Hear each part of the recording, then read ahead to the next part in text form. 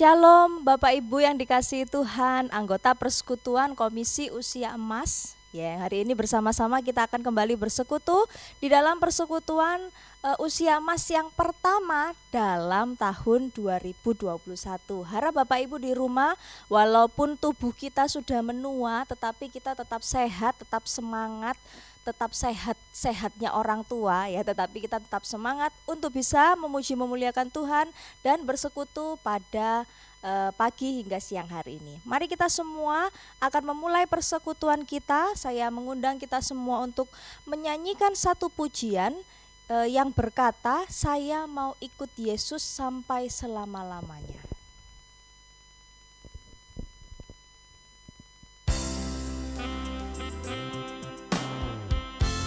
Mari kita nyatakan kesetiaan kita kepada Tuhan dengan kita menyanyikan pujian ini, saya mau ikut Yesus, saya mau ikut Yesus sampai selama-lamanya.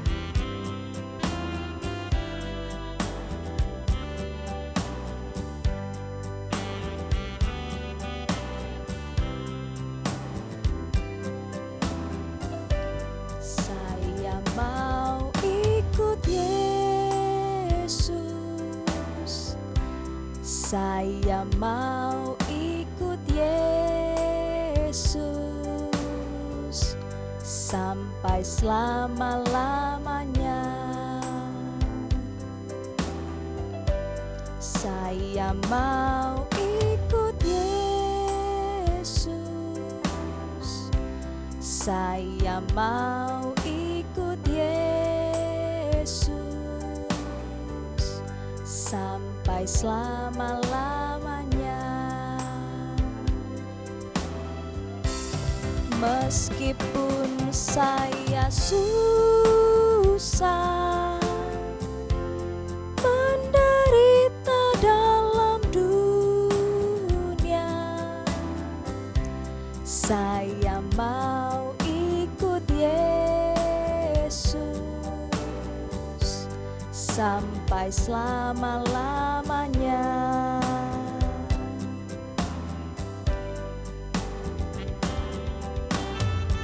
Ya Bapak Ibu yang dikasihi Tuhan, mari sambil merenungkan akan pujian ini, biar ini menjadi komitmen bagi kita semua, bahwa kita mau mengikut Dia sebagai murid-muridnya yang setia, yang ketika di dalam segala hal kita tetap dengan tekun mengikut Dia.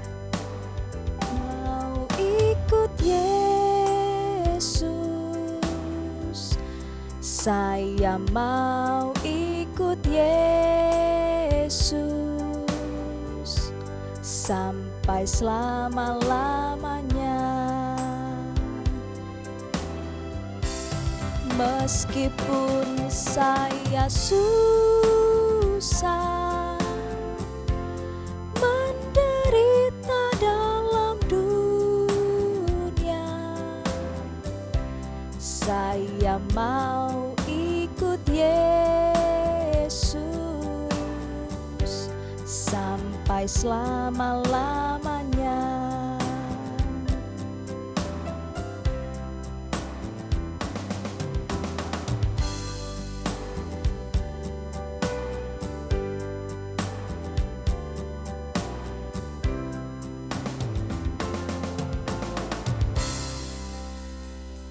Mari kita berdoa.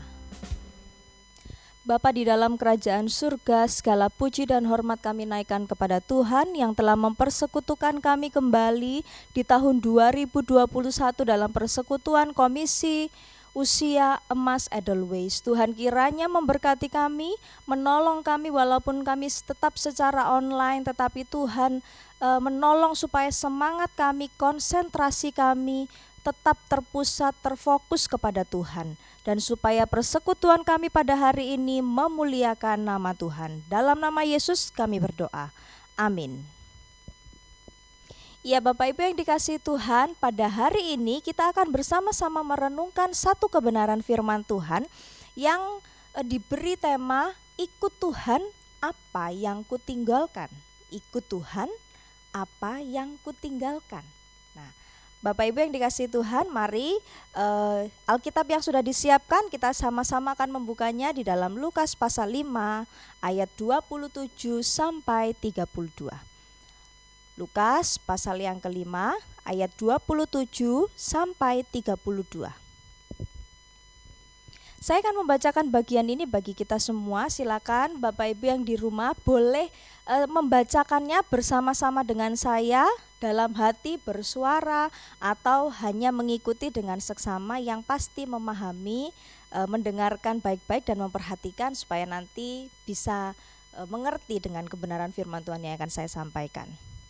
Lukas 5 ayat 27 sampai 32. Lewi pemungut cukai mengikut Yesus. Kemudian ketika Yesus pergi keluar, ia melihat seorang pemungut cukai yang bernama Lewi sedang duduk di rumah cukai. Yesus berkata kepadanya, "Ikutlah aku." Maka berdirilah Lewi dan meninggalkan segala sesuatu lalu mengikuti dia. Dan Lewi mengadakan suatu perjamuan besar untuk dia di rumahnya, dan sejumlah besar pemungut cukai dan orang-orang lain turut makan bersama-sama dengan dia.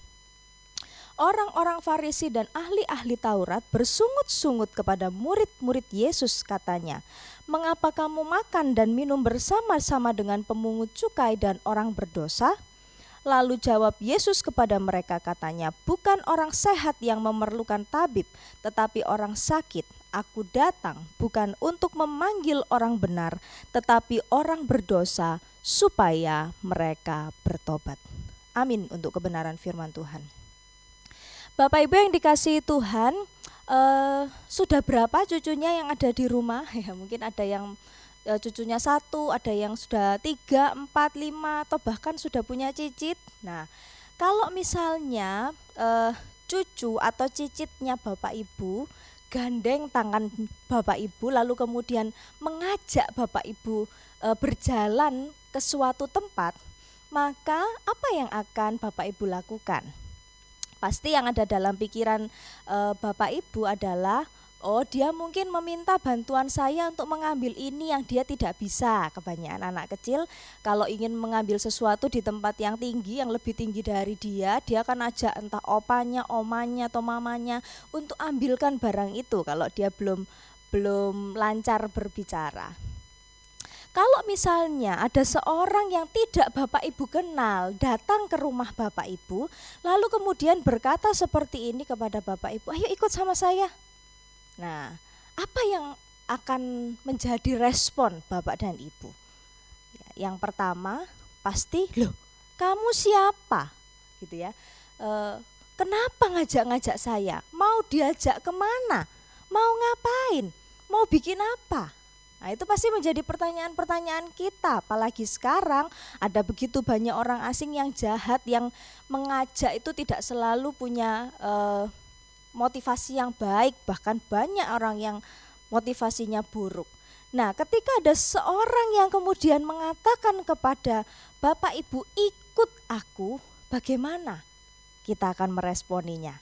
Nah, di dalam bagian Lukas pasal 5 ayat 27 dan sampai 32, di sini kita melihat bersama-sama bahwa ada seorang yang juga mengajak satu orang yang bernama Lewi ini, "Ikutlah aku."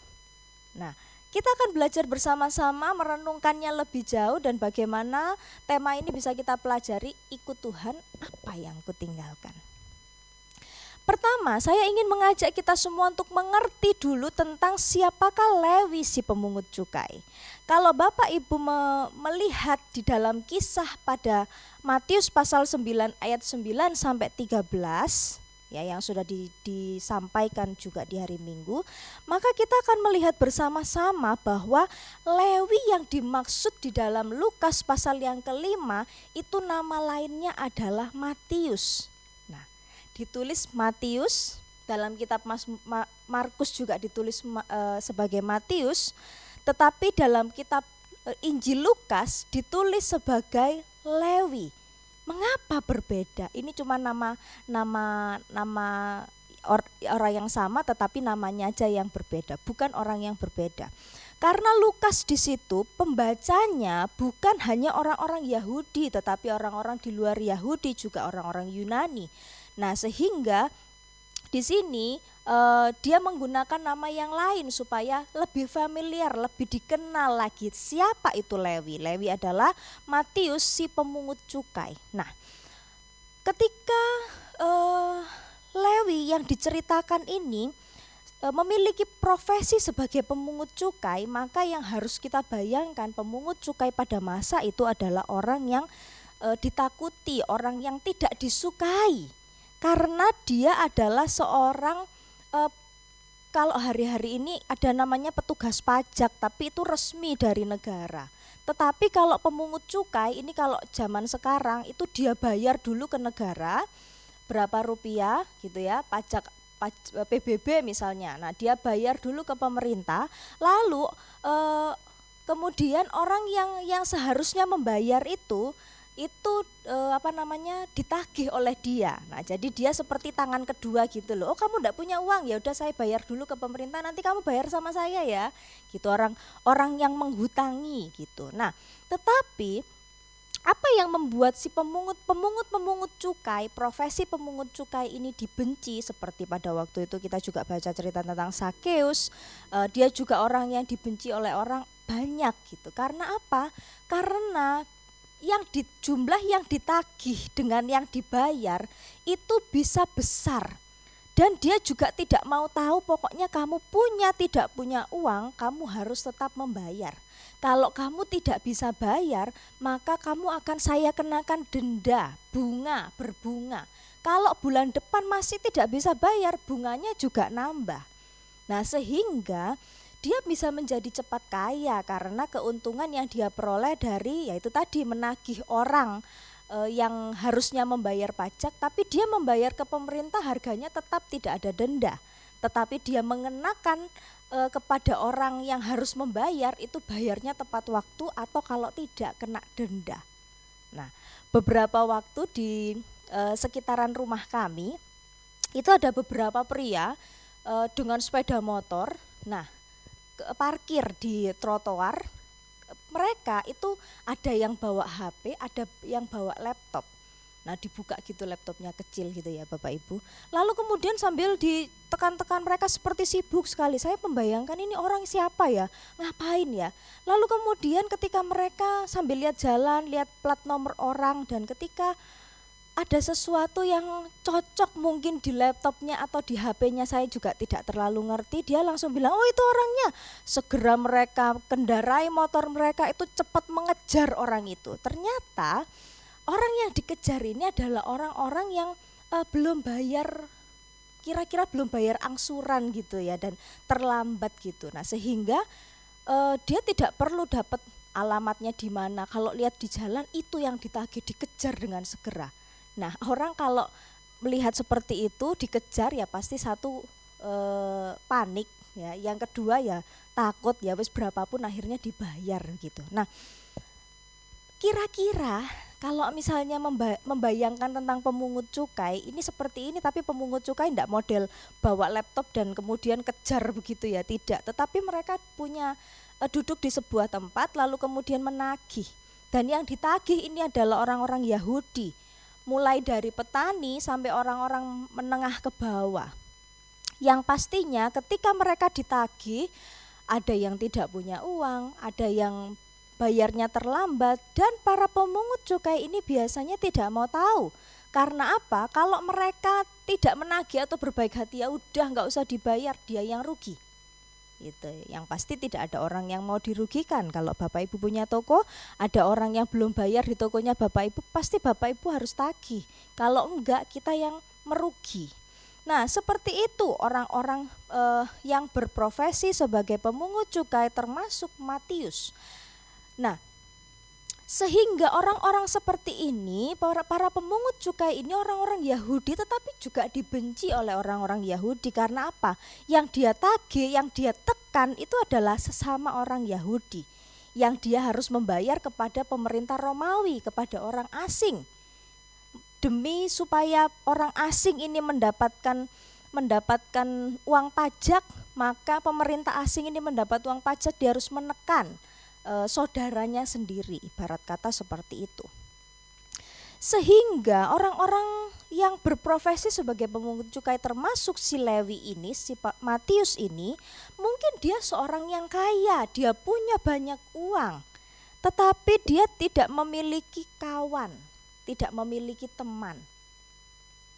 Kalau orang yang senang dengan kekayaan, maka tidak akan punya masalah menjadi seorang pemungut cukai. Nah, ini adalah Lewi, si pemungut cukai. Kita bisa perhatikan dalam ayat 27. Kemudian Yesus ketika dia duduk sedang bekerja di rumah cukainya, Yesus kemudian datang kepada dia lalu berkata, "Ikutlah aku." Bapak Ibu yang dikasihi Tuhan, kalau Bapak Ibu adalah seorang Lewi, apa yang akan Bapak Ibu pikirkan? Ikutnya berapa lama ini? Yang jelas ketika Yesus berkata, "Ikutlah aku," maka yang dimaksudkan itu adalah menjadi muridnya. Kata "ikutlah aku" ini memiliki arti berada di belakang Yesus. Ke arah mana Yesus melangkah, kesitulah orang itu juga melangkah. Nah, ini arti sebenarnya dalam terjemahan bahasa Yunani yang dimaksudkan dalam ayat 27b. Ketika Yesus mengajak Matius atau Lewi ini untuk kata "ikutlah aku", enggak cuma sekedar yuk gitu, tidak. Tetapi sebuah ajakan untuk bisa percaya dan sepenuhnya bersandar kepada Yesus, yang bukan hanya sekedar ayo ikut toh nanti bisa pulang, tidak, tetapi sebuah ajakan untuk arah hidupnya ini mengarah bukan lagi kepada kekayaan dan keuntungan yang dia dapat peroleh dari profesinya sebagai pemungut cukai, tetapi sepenuhnya untuk mengarah dan mengikuti apa yang Tuhan Yesus mau. Bukan sekedar ketika saya bilang kepada Bapak Ibu, ayo persekutuan gitu ya. Kita bisa sambil melakukan yang lainnya mungkin. Kita hanya akan duduk diam di depan layar HP atau TV kita, beribadah secara online 1-2 jam. Setelah itu kita bisa melakukan kegiatan kita yang lainnya. Tetapi yang Yesus maksudkan dengan kata "ikutlah aku" bukan hanya 1-2 jam waktunya. Bukan hanya sekedar mengikuti Yesus kemana Yesus pergi dalam pelayanannya. Tetapi yang dimaksudkan Yesus adalah percaya, bersandar sepenuhnya dan mengikuti Yesus secara full time, secara penuh waktu kemanapun Yesus pergi. Undangan ini bukan hanya sekedar undangan seperti undangan makan, tetapi sebuah undangan untuk membawa si pemungut cukai ini dari hidup lamanya kepada kehidupannya yang baru, yang sepenuhnya baru, yaitu sebagai murid Kristus. Yang artinya ini adalah sebuah ajakan juga untuk dia meninggalkan profesinya. Tidak mudah ya. Kalau misalnya kita punya toko ada 35 cabang gitu ya di seluruh Indonesia. Kemudian tiba-tiba ada satu orang bukan profesor, bukan doktor, ataupun hamba Tuhan yang terkenal, yang namanya terkenal di seluruh dunia, datang kepada Bapak dan Ibu lalu katakan, "Ayo ikut saya. Ayo ikut saya. Tinggalkan itu semua toko-tokomu." Apa yang akan kita pikirkan? Ikut, sebentar. Maksudnya bagaimana? Gitu ya. Tetapi di dalam bagian ini perkataan Yesus itu merupakan sebuah perkataan yang penuh dengan wibawa ketika dia mengatakan "ikutlah aku". Bapak Ibu yang dikasihi Tuhan, menjadi orang Kristen itu bukan hanya menjadi orang yang punya agama Kristen, yang supaya kalau orang tanya, agamamu apa? Kristen. Oma agamanya apa? Kristen. Opa agamanya apa? Kristen. Gitu. Opa ke gereja mana? Oma ke gereja mana? Tidak hanya sekedar itu. Tetapi menjadi seorang Kristen itu adalah siap menerima panggilan Tuhan yang mengatakan ikutlah aku. Di mana Bapak, Ibu, Opa dan Oma tidak hanya sekedar kenal Yesus, tahu Yesus itu Tuhan, baik gitu. Tidak hanya seperti itu.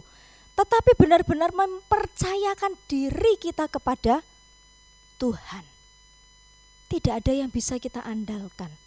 Bapak Ibu yang dikasihi Tuhan, dalam masa-masa pandemi ini orang semua ketakutan. Ketemu dengan orang takut. Dijamu makan takut. Buka masker. Lalu kemudian ada satu masa di mana pemerintah mengumumkan, sebentar lagi pemerintah mengusahakan adanya vaksin. Lalu orang sudah mulai seperti ini. Oh iya, ada vaksin. Wes enggak apa-apa. Sudah tidak perlu kemana-mana pakai masker. Karena apa? Kalau udah divaksin tubuhnya lebih kuat. Nanti tidak gampang-gampang kena COVID-19. Maka orang sudah mulai tidak waspada. Hidupnya sembarangan lagi. Tidak menerapkan protokol kesehatan lagi. Tapi kemudian apa yang kita dengar setelah itu? Di Surabaya langsung 5.000 orang. Kemudian kasus COVID melonjak tinggi-tinggi sampai dengan hari ini. Kembali kita mengalami ketakutan. Bapak Ibu yang dikasihi Tuhan, apakah kita mau percaya vaksin? Apakah kita mau percaya dokter? Dokter saja yang sudah pasti hidupnya tidak sembarangan, juga ada yang meninggal karena kasus COVID. Dan ajakan ini ditujukan kepada kita, ikutlah aku.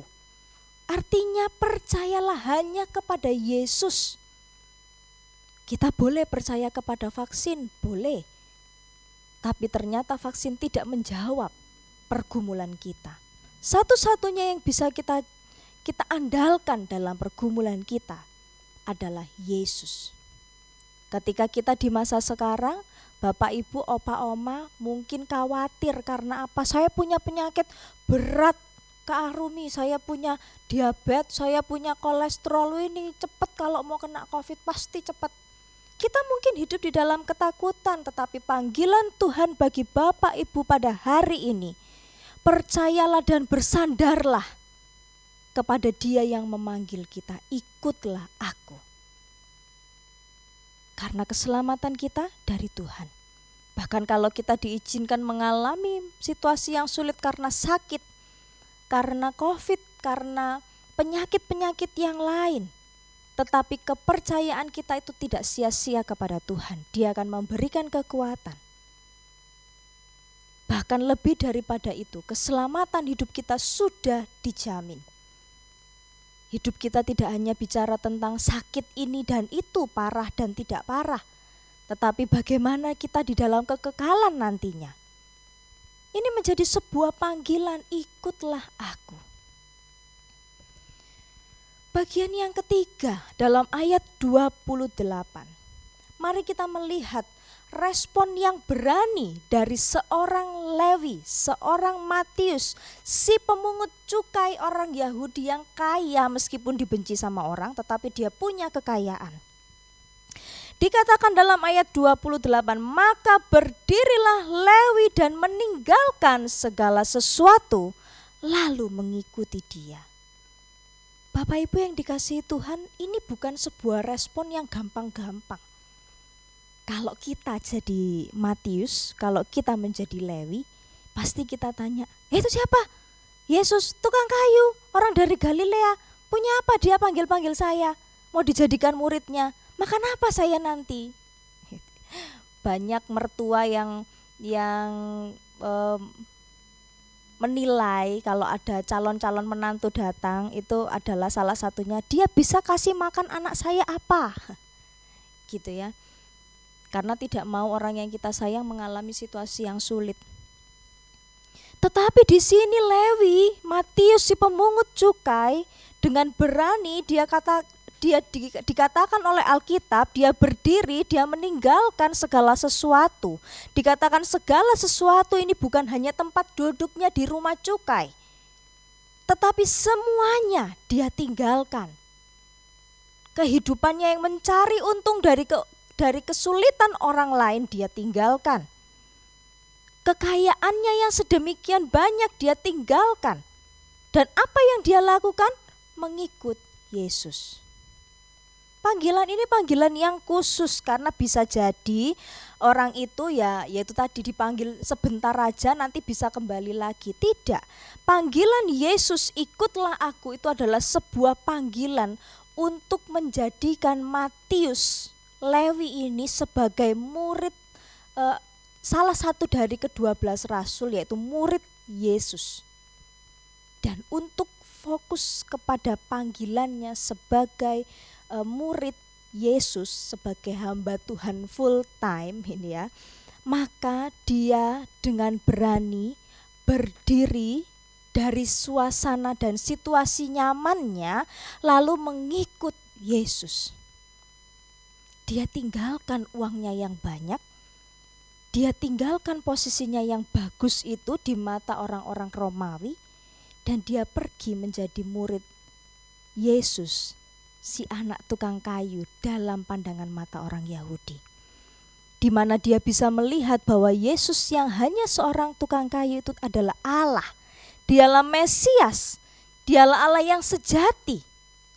Bukan karena dia tidak memakai baju kebesaran, tetapi dia bisa melihat dengan mata imannya bahwa Yesus adalah Allah. Sehingga ketika Yesus katakan ikutlah aku, Matius tidak memiliki keraguan. Mengapa? Imannya menuntun dia untuk mengikuti Yesus dan merelakan semua situasi nyaman yang dia miliki hanya supaya dia bisa mengikuti Yesus. Bapak Ibu yang dikasihi Tuhan, ini tidak mudah. Dia ikut Tuhan dan dia memberikan teladan kepada kita. Kalau kita tanya kepada Matius, apa yang kamu tinggalkan untuk Yesus? Semuanya. Dia meninggalkan semuanya untuk mengikut Yesus. Dia meninggalkan kehidupannya yang nyaman itu, yang aman itu. Ya, mungkin dia punya anak nanti bisa akan punya pendidikan yang baik, rumahnya baik, makan enak. Dia memiliki semuanya itu, tetapi dia lebih memilih Yesus dibandingkan dengan kenyamanan. Yesus dia pilih. Bapak Ibu yang dikasihi Tuhan, bisakah kita memiliki sebuah respon yang berani seperti Matius, meninggalkan kenyamanan kita supaya kita fokus kepada Tuhan? Mungkin tidak semua Bapak Ibu yang dipanggil seperti Matius menjadi rasul, menjadi murid Yesus yang sepenuhnya mengikuti dia. Tapi Bapak Ibu dipanggil untuk menjadi murid Kristus yang sejati, di mana Bapak Ibu harus meninggalkan amarahnya, meninggalkan kemegahannya karena pengalaman-pengalaman masa lalu. Oh, aku dulunya itu adalah seorang tentara. Oh, aku dulunya adalah seorang guru, seorang dosen. Semua orang dengarkan saya omong. Maka sampai sekarang orang juga harus tetap dengarkan saya. Kita punya banyak hal mungkin. Tetapi Tuhan katakan dalam bagian ini melalui teladan Matius, apa yang bisa kita tinggalkan ketika kita mau mengikuti Yesus? Bapak Ibu, opa oma yang mengatakan, oh iya saya ini murid Yesus. Apa yang sudah Bapak Ibu tinggalkan demi Yesus? Kenyamanan-kenyamanan, apa yang kita miliki? Bukan berarti kita harus dengan ekstrim meninggalkannya. Tetapi marilah memakai semua yang kita punya itu hanya untuk memuliakan Tuhan, supaya dipakai untuk kemuliaan Tuhan. Itulah yang harus kita lakukan, dan inilah yang sedang dilakukan oleh Lewi si pemungut cukai. Dia tidak lagi menganggap bahwa kekayaannya itu berharga. Mengapa? karena dia sudah menerima sesuatu dan memahami sesuatu yang lebih berharga. Dengan mata imannya dia bisa melihat, mengikuti Yesus, mengerjakan keselamatan di dalam dia, itu merupakan hal yang paling penting dalam kehidupannya. Fokuslah kepada Tuhan, tinggalkan kehidupan manusia lama. Tuhan mau kita meninggalkan manusia lama yang membuat kita nyaman, kecintaan kita kepada uang. Ada orang yang mengatakan uang itu segala-galanya. Tetapi firman Tuhan katakan cinta akan uang itu menghancurkan. Sehingga kita tahu bagaimana mempergunakan uang itu tetapi tidak memberhalakannya. Kita tetap fokus kepada Tuhan, bahkan memakai uang kita untuk memuliakan Tuhan. Bapak Ibu yang dikasihi Tuhan, untuk menutup renungan kita, saya ingin menceritakan tentang sebuah kisah yang terjadi di India. Sekitar tahun 1800, di daerah bagian timur negara India yang bernama Assam. Pada waktu itu di Eropa ada terjadi kebangkitan rohani yang besar-besaran, sehingga ada banyak misionaris itu pergi menginjili.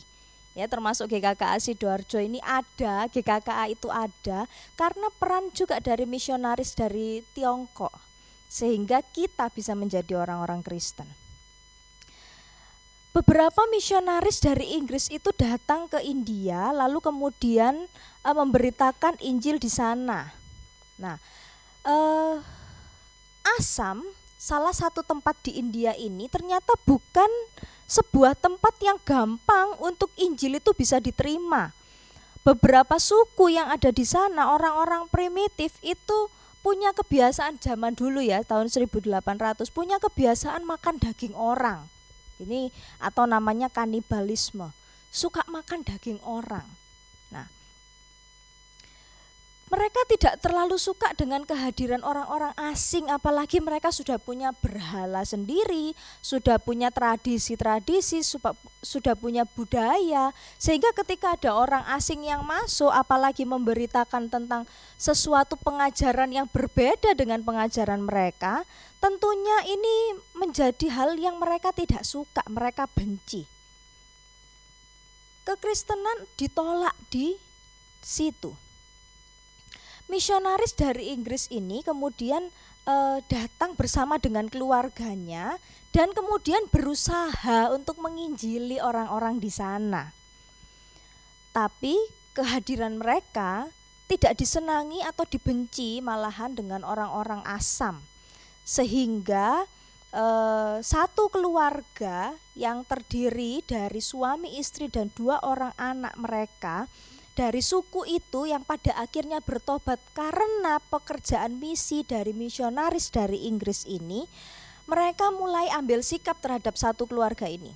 Jadi dalam situasi yang sulit untuk menginjili orang-orang di Assam ini, misionaris Inggris ini berhasil mempertobatkan satu keluarga India, gitu ya, satu keluarga ini. Tapi kemudian ketika mereka menjadi percaya kepada Kristus dan mulai berani untuk menyatakan aku sekarang orang Kristen, maka kepala sukunya menjadi sangat marah dan kemudian memerintahkan semua warga itu untuk kumpul, lalu mereka menempatkan keluarga ini di tengah-tengah untuk dihakimi. Kepala suku itu kemudian mulai menanyai kepala rumah tangganya, bapaknya yang percaya, yang sudah mengambil keputusan menjadi seorang Kristen ini. Dia kemudian katakan, sekarang sangkalah Yesusmu, tinggalkan kekristenanmu, tinggalkan Yesusmu. Tapi kemudian dia sebelumnya sudah menciptakan sebuah lagu dan dia mengatakan satu bait lirik, satu kalimat lirik dari lagu yang dia ciptakan. Aku sudah mengikut Yesus karena keputusanku. Mengikut Yesus adalah keputusanku dan aku tidak akan ingkar. Mendengar kalimat itu, si kepala suku menjadi marah.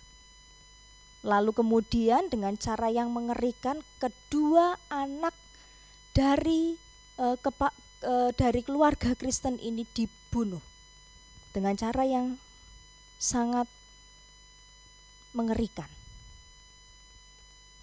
Kemudian si kepala suku itu kembali meneriakkannya.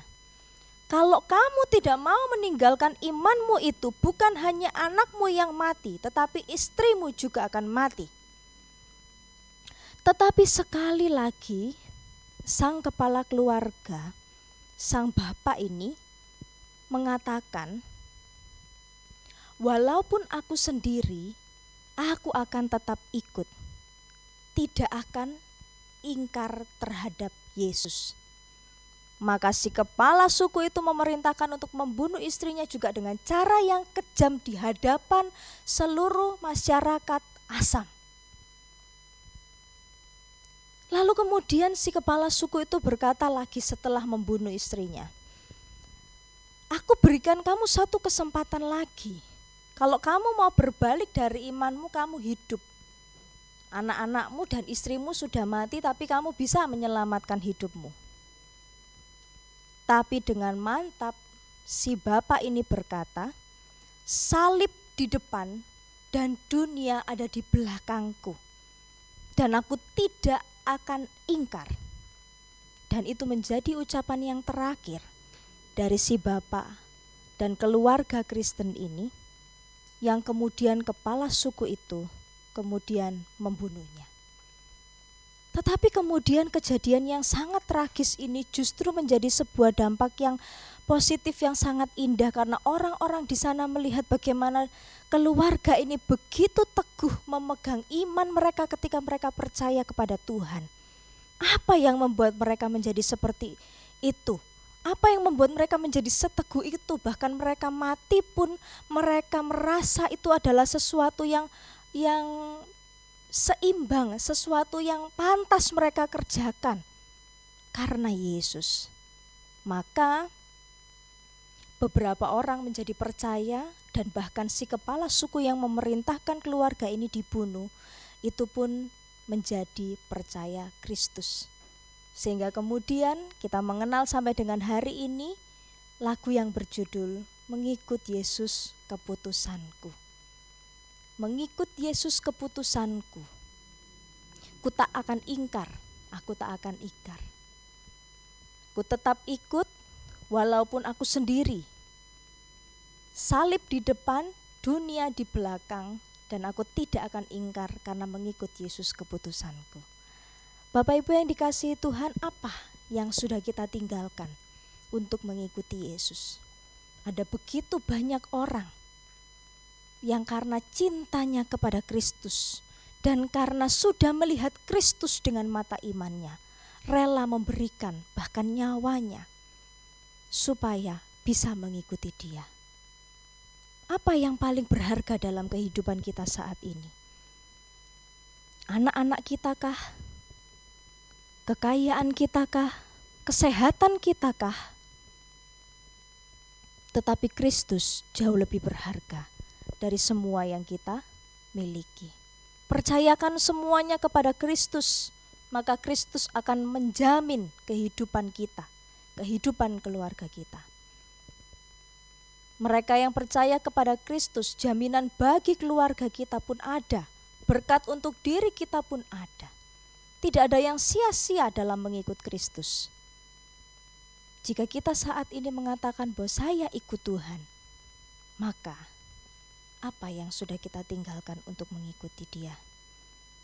Dan apapun yang kita telah tinggalkan untuk mengikuti Tuhan tidak akan pernah sia-sia, karena kita pasti akan diberkati berlipat kali ganda.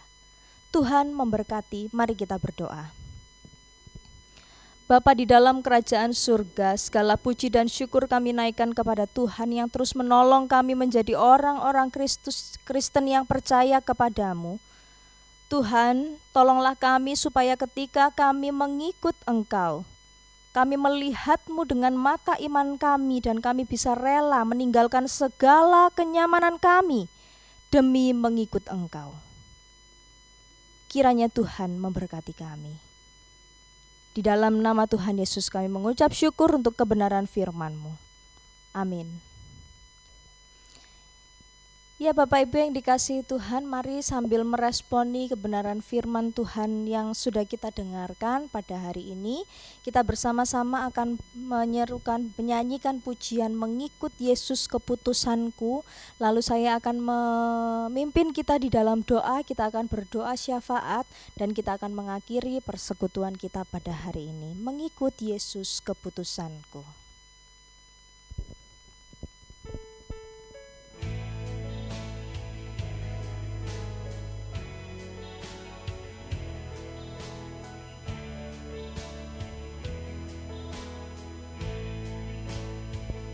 Mengikut Yesus keputusanku, mengikut Yesus keputusanku, mengikut Yesus keputusanku, ku tak ingkar, ku tak ingkar. Mengikut Yesus keputusanku, mengikut Yesus keputusanku, mengikut Yesus keputusanku, ku tak ingkar, ku tak ingkar. Ku tetap ikut walau sendiri, ku tetap ikut walau sendiri, ku tetap ikut walau sendiri, ku tak ingkar, ku tak ingkar. Ku tetap ikut walau sendiri, ku tetap ikut walau sendiri, ku tetap ikut walau sendiri, ku tak ingkar, ku tak ingkar. Mari kita satu di dalam doa. Bapa di dalam kerajaan surga, tolonglah kami supaya ketika kami mengikut Engkau bahkan sampai dengan usia kami saat ini, supaya kami terus-menerus diteguhkan oleh Engkau, sehingga walaupun kehidupan kami sulit, walaupun kami sudah mulai bertambah usia dan lemah kekuatan kami tidak pernah akan mengingkari Tuhan. Bapa di dalam kerajaan sorga, kami berdoa menyerahkan untuk semua anggota usia emas yang saat ini mungkin sedang terbaring lemah karena sakit. Tuhan, hanya Engkau yang dapat menghibur kami, memberi kami kekuatan dan menolong kami. Karena itu tolonglah hamba-hambamu yang saat ini mengalami lemah tubuh, supaya Engkau menemui tiap hamba-Mu dan memberikan kekuatan yang daripada Tuhan. Bahkan kami yang sudah mulai melemah, Tuhan terus menghiburkan kami. Tuhan terus menolong kami supaya dalam masa-masa tua kami menjadi orang-orang yang semakin setia kepada Tuhan. Kami memohon pertolongan-Mu Tuhan, supaya Engkau melindungi hamba-hamba-Mu, Bapak Ibu anggota usia emas yang mungkin masih kuat bekerja ataupun yang sudah mulai lemah, supaya Tuhan juga melindungi kami dari COVID-19 ataupun penyakit-penyakit yang lain, dan juga yang menolong kami supaya kami juga tidak hidup dalam kekhawatiran dan ketakutan. Tolonglah kami ya Tuhan, supaya kami sepenuhnya bersandar kepada Tuhan. Kami juga berdoa menyerahkan untuk proses vaksinasi dan juga upaya pemerintah untuk menghadapi kasus COVID-19 yang terus meningkat. Semua tenaga-tenaga medis, supaya Tuhan memberikan mereka pertolongan dan kekuatan untuk bisa melakukan yang terbaik. Berkati kebijakan-kebijakan pemerintah untuk menolong masyarakat Indonesia supaya semua mendapatkan anugerah dan sejahtera-Mu. Kami juga berdoa menyerahkan untuk gereja kami GKK Sidoarjo yang juga terus melakukan peribadatan. Tuhan jauhkan kami dari COVID-19 juga, dan memberkati semua yang hadir dan semua yang melayani tetap dilindungi oleh Tuhan supaya peribadatan terus berjalan. Kami rindu Tuhan supaya iman kami tidak mundur, kami tidak menjadi goyah karena situasi yang sulit yang ada di sekitar kami ini, supaya kami tetap menyandarkan semuanya kepada Tuhan. Tolonglah kami Tuhan, tolonglah hamba-hamba-Mu yang melayani di gereja, dan tolonglah semua majelis yang memimpin supaya hikmat pertolongan Tuhan menyertai.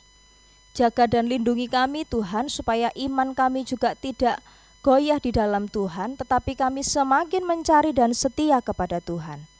Segala puji dan syukur kami naikkan kepadamu, dan kiranya Engkau berkenan kepada persekutuan kami pada hari ini, sebab kami mau melakukannya hanya untuk kemuliaan nama Tuhan, dan supaya kehidupan kami terus diberkati oleh Tuhan, sebab kami rindu mencari Engkau dalam waktu-waktu kami.